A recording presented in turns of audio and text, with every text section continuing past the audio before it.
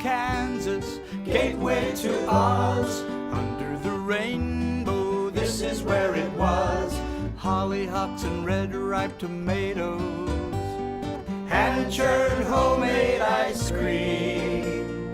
Let me tell you, Kansas is more than tornadoes. It's the best part of Dorothy's dream.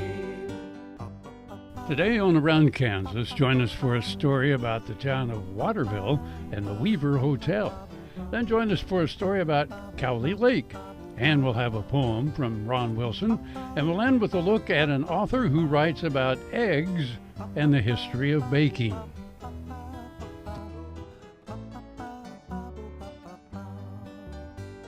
Closed captioning brought to you by Ag Promo Source. Together we grow.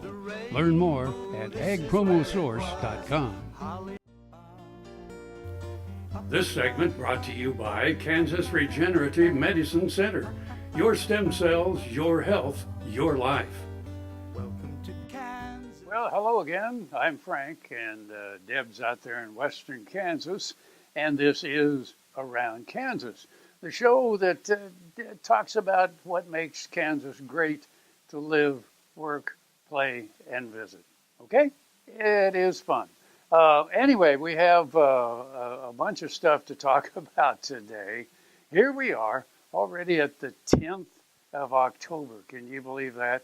I know it sounds like a broken record, but this year just seems to have gone poof, just gone by. But I don't know, if you like fall like I do, this is really a fun time of the year. And especially here in Kansas, because there are Oktoberfests all over the state, celebrations of some sort all over the state, apple cider, pumpkin pie. I mean, it's everywhere. So have some fun and check it out. And of course, we're getting, well, the 10th, we're getting kind of close to Halloween. And Halloween is becoming one of the most celebrated holidays for some reason. As far as retail sales, costumes and decorations and all of that, it's multi-billion-dollar business now. So if you decorate your home and your office and all that, why, have some fun with it. Coming up on the 24th of October, over in Merriam, Kansas, there's a thing that's called the Fathom event.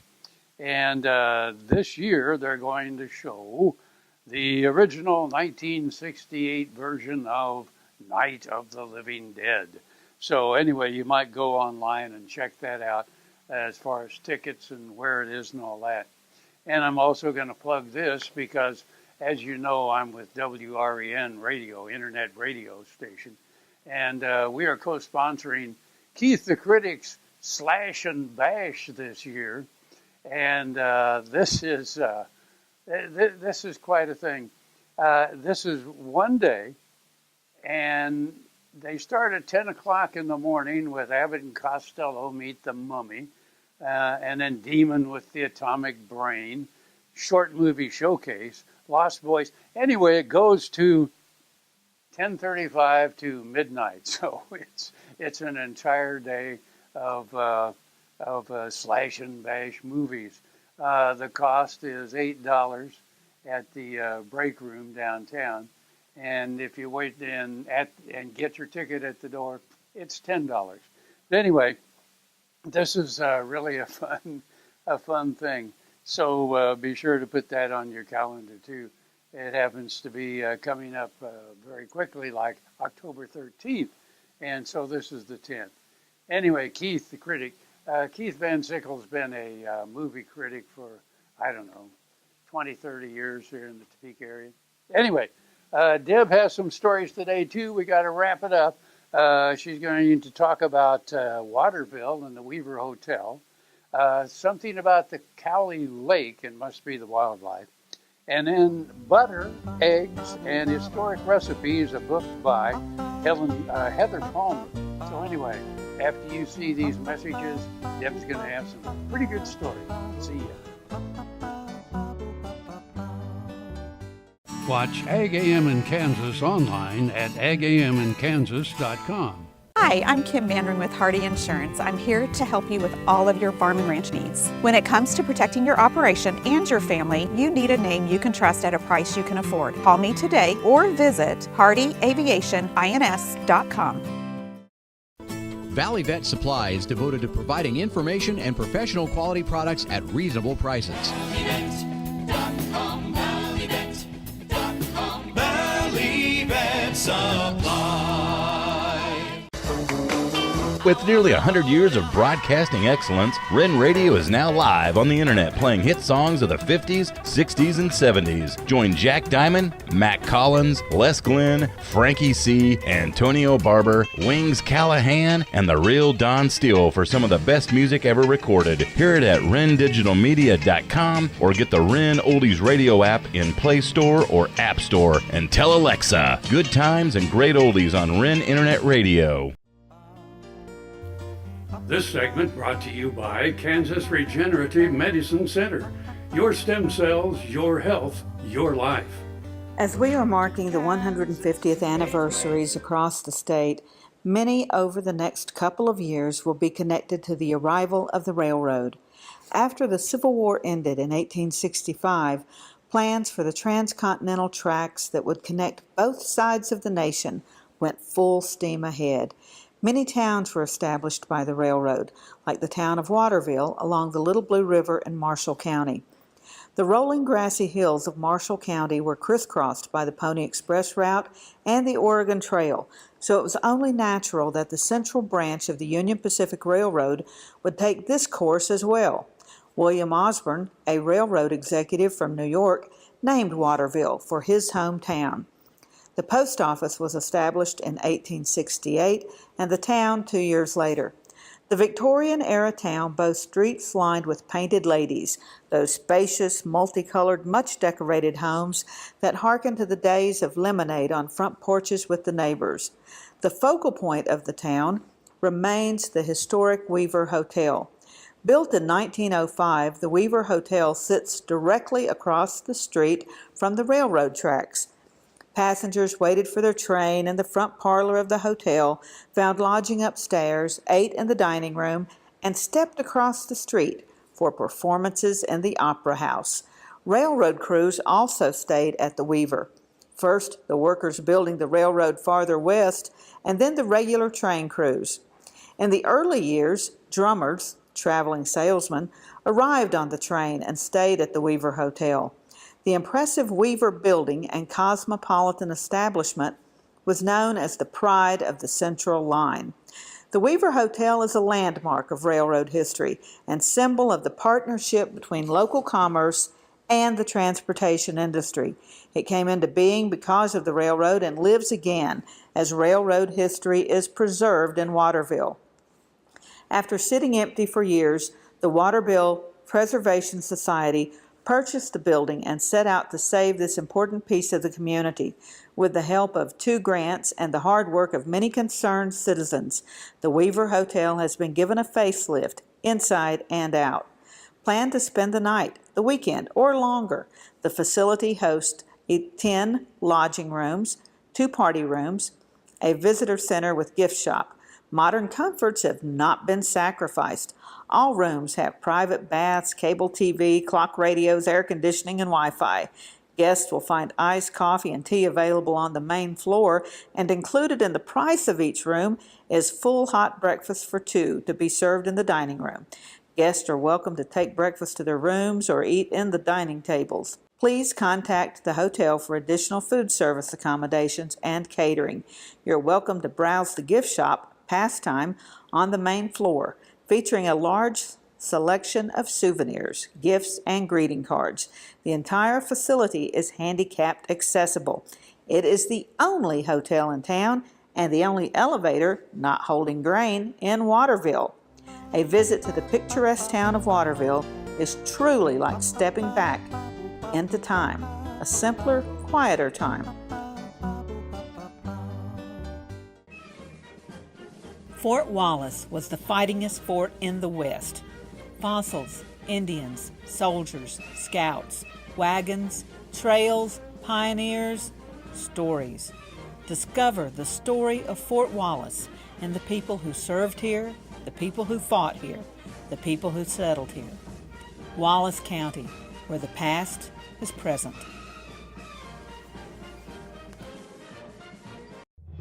No matter where, no matter why, the Veterinary Health Center at Kansas State University is committed to providing quality patient care to animals and exceptional customer service to their owners. From routine checkups to emergency and specialty care, our world-renowned specialists and experienced professionals are here to discover, to teach, and to heal. Let us know. How can I help? How can we help? This segment brought to you by the Western Kansas Wildlife Travel Center in Oakley. It's officially fall. Slowly, the high temperatures are not quite as high as a couple of weeks ago, and the nights are chilly. Frost warnings start to show up in the weather forecast. It's time to grab a sweater and get outside and walk. Just take a walk and revel in the cooler air. Walk down your street. Walk to the post office. Walk to the store. Just get outdoors and take a walk. Take advantage of all Kansas has to offer. Some great parks, some great trails, some great landscapes to explore. Get Outdoors Kansas has lots of ideas if you're looking for a new outdoor adventure. On Facebook, check out the numerous pages manned by photographers and outdoor enthusiasts. The variety is just staggering. Our friend videographer Nick Apt maintains a great page called Scenic Kansas. Nick said, "I've created the group to share the scenic locations that I've found with those of you who wish to discover them.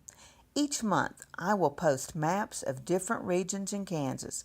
Locations I like to focus on are those with rugged terrain, historical significance, and isolated geography."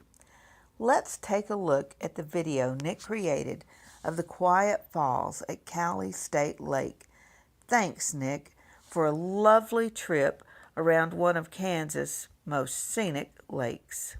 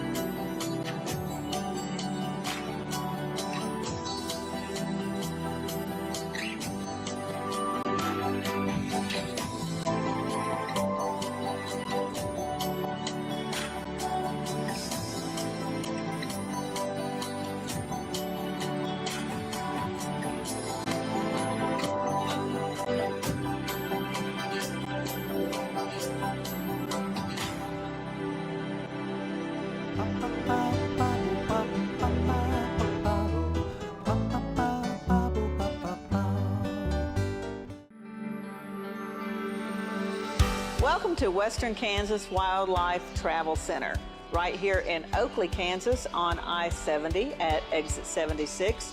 I-70, after all, is America's Main Street, and we're right here on Main Street for you.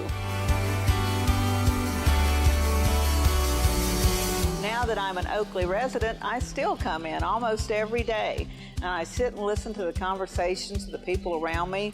You know, the guys who are talking about the big elk they just bagged, or the folks who are taking their kid to college for the first time. People just traveling up and down the highway. Real people, just like you and me. And they find just what I find here, real people to serve them. There's history, there's scenery. We hope you'll stop and see us soon. Welcome to Oakley.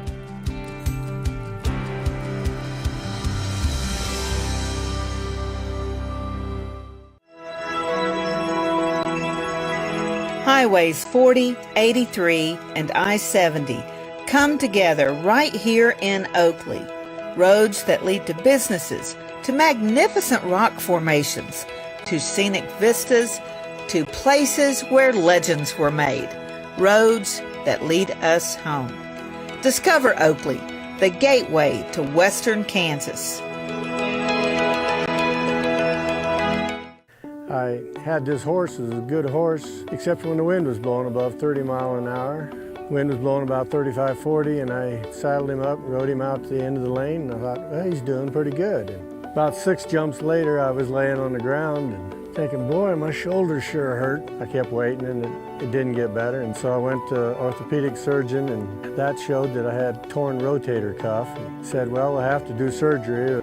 I farm and ranch by myself. This is not going to work out very well. I'd been sleeping in my recliner for about 2.5 years because it hurt too much to sleep in bed on my side. I'd heard about Kansas Regenerative Medicine Center on the radio. Gotten down there at 8 o'clock in the morning, and by 11:30 the procedure was all over. They just took some fat out of my side here and spun that down for about 45 minutes and then injected it in my shoulders, and I was on my way. It's something you don't hear about, but I thought it was worth a try, and I'm really pleased. It's really worked out well for me. This segment brought to you by Kansas Soybean Commission. Progress powered by Kansas farmers. In September 1955, a brand new show debuted on CBS television. It became the longest running series in the history of our nation, and it was that Saturday night show known as Gunsmoke. The smart people in Dodge City put on a seminar 50 years after the debut, and this is the poem I presented that day with an update for 10 years later. Gunsmoke.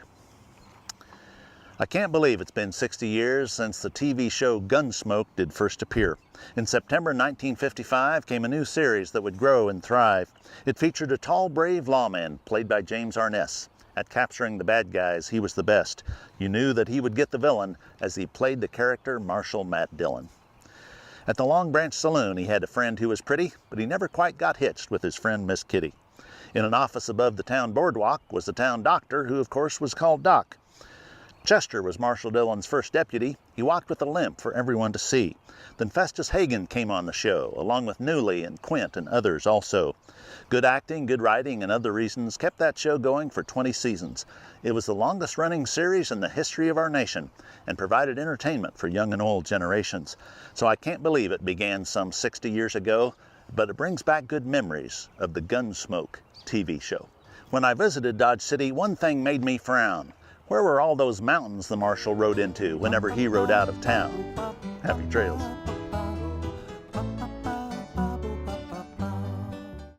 Sure Crop Fertilizers was started by my father, Don Sherman, and my mother, Shirley Sherman. Family business that started in the 80s. We predominantly focus on plant nutrients and what we can do to give growers better responses with the fertilizer dollars that they do, and what we can do to make those things work better for that grower. We're based out of Seneca, Kansas. We work with growers in their soil analysis to figure out what they need, and then we can put those in a blend that gives them the best results, and so that we can deliver that direct to their farm so that they have those nutrients where they need them, when they need them, and so that they can apply them in a manner that's very efficient to them and works well on their planting systems and what they're doing. Sure Crop Fertilizers has been around for a long time. We always say we're big enough to take care of everything you need, but we're small enough to do it quickly. You can get a hold of us at 1-800-635-4743. Our website is surecropfertilizers.com, and you can always email me at Corey@surecropfertilizers.com, and with any questions you have, and we're glad to answer and work with you.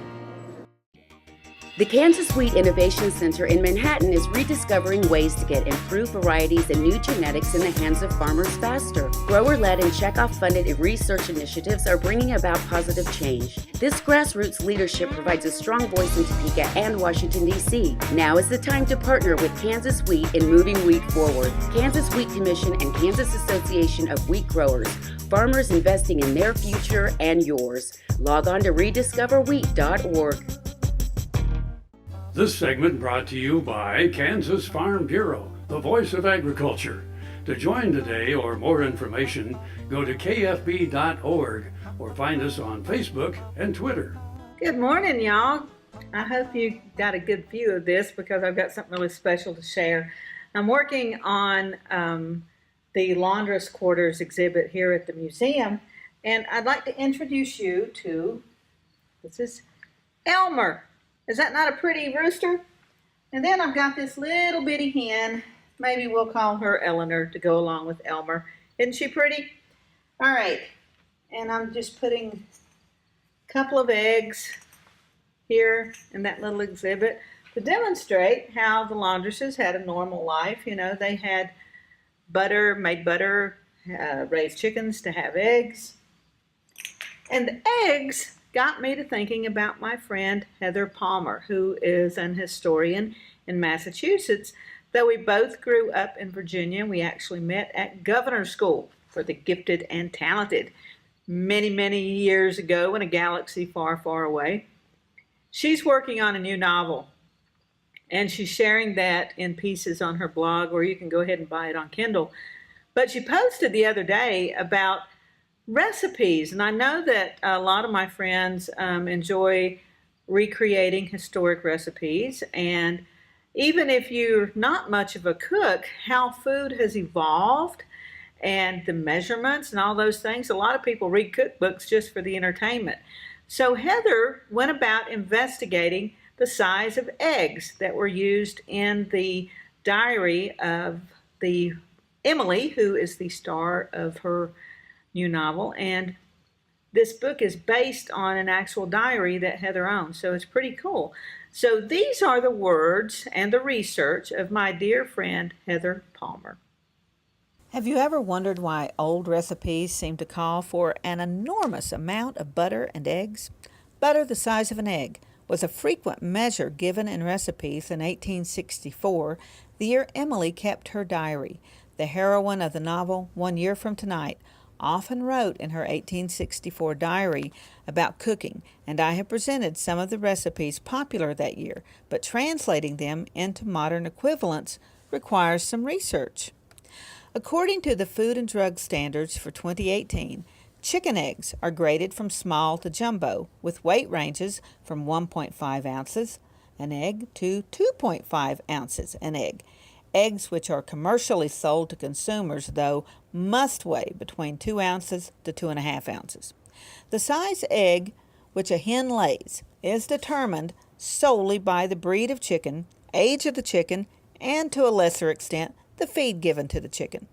Unlike some foodstuffs which have been changed over the centuries, a chicken of a certain breed in 1400 laid eggs about the same size as a chicken of that same breed will lay in 2018. The challenge for a food historian eager to use the right amount of butter and eggs in a recipe is to make an educated guess on the kind of chicken a cook in 1864 had available to her.